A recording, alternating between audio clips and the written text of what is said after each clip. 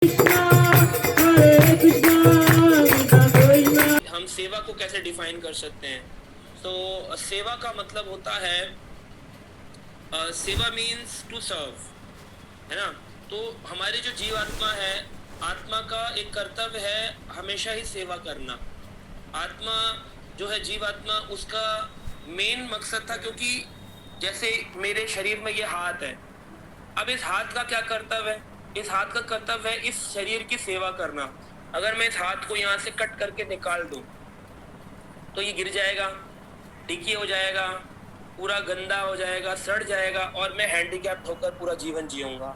लेकिन जब तक ये हाथ मुझसे जुड़ा है, इसकी क्या कर्तव्य है? मेरे मुंह में रोटी डालना, पराठे डालना, चावल डालना, अन्न डालना, मतलब ग्रेन्स। तब जब इसमें खाना जाता है तो शरीर में नरिशमेंट होता है, पोषण आता है, और फिर मेरी उंगलियां, मेरे हाथ पैर चलते हैं, फिर इससे शक्ति मिलती है। लेकिन मैं सोचूं कि ये हाथ अलग है, मुंह अलग है, पेट अलग है, सारे अंग अलग अलग हैं।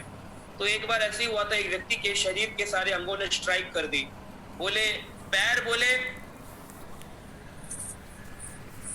पैर बोले कि हम बाजार नहीं जाएंगे क्योंकि सब्जी लेने। हाथ बोले हम कटिंग नहीं करेंगे। आंखें बोली हम देखेंगे नहीं। मुंह बोला हम रेट नहीं पूछेंगे टमाटर का क्या रेट है। कान बोले हम सुनेंगे नहीं। नाक बोली मैं सूंघूंगी नहीं, अच्छा है बुरा है। अब पेट को कुछ मिलेगा नहीं, तब जाके पता चलेगा, क्योंकि हमको तो कुछ मिलता ही नहीं है। सारा का सारा हम इतनी मेहनत करते हैं और इस पेट के अंदर डाल देते हैं। खाली इस पेट को डालने से क्या फायदा? ये पेट तो कोई काम करता नहीं है, ये तो बस बैठा रहता है और खाता रहता है। काम तो हाथ पैर नाक आंख कान करते हैं। तो सबने डिसाइड किया स्ट्राइक कर दिया अपने मिल करके। हुआ क्या रिजल्टेंट? जिस व्यक्ति के शरीर के अंगों ने स्ट्राइक करी थी, उसकी उंगलियों ने काम करना बंद कर दिया, उसके पैरों ने लड़खड़ाना शुरू कर दिया, उसकी आंखों में नींद आने लग गई, कानों से सुनना कम हो गया, माउथ में अल्सर हो गए, उसके मुंह में अल्सर्स हो गए।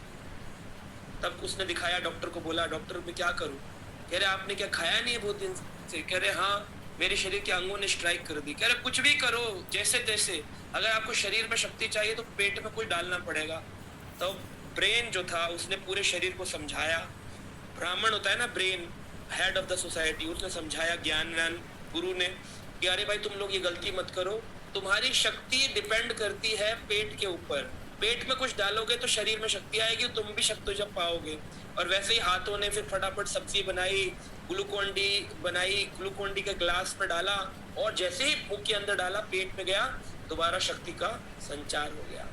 तो इस तरह से भगवान गीता में कहते हैं, मैं उदर हूँ, मैं पेट हूँ, लगता है मैं कोई काम नहीं करता हूँ, लेकिन तुम्हारी शक्ति मुझ पर निर्भर करती है। जब तुम कुछ मेरे लिए करते हो तो फिर रिजल्टेंट में तुम नरिश होते हो, तुम्हें शक्ति मिलती है। क्योंकि हम जीवात्माएं सच्चिदानंद है, भगवान का अंश है।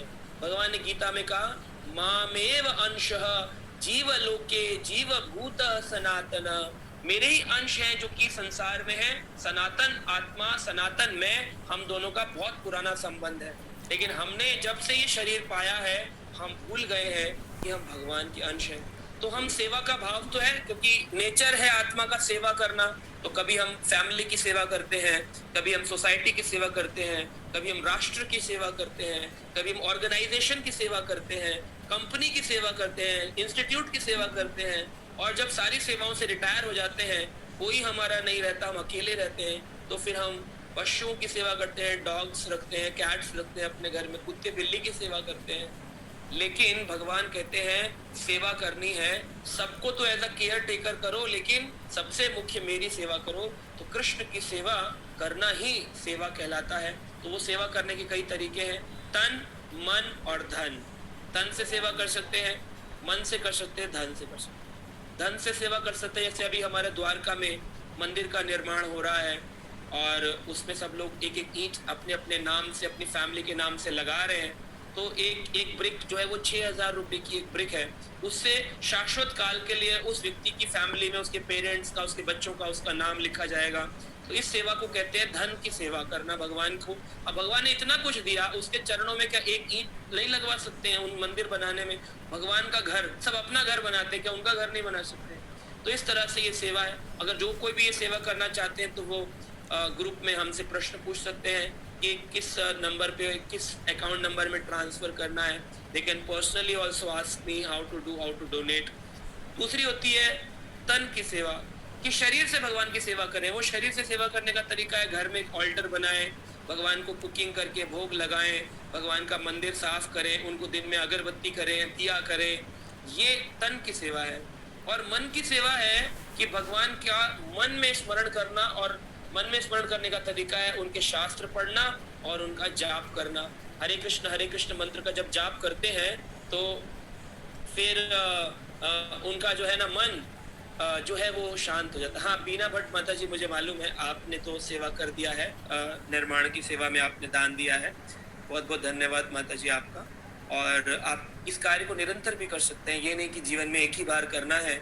अभी भगवान का मंदिर बनने में बहुत टाइम लगेगा, तो जो भी व्यक्ति देना चाहे तो वो दे सकते हैं। और सभी के लिए आपने तो दे दिया है, लेकिन और लोग भी दे सकते हैं। और आप पुनः पुनः, कई लोग ऐसे डिवोटीज हैं जो मंथली अपनी सैलरी का एक हिस्सा, एक ईंट हर महीने लगवाते, 6,000 रुपए हर महीने।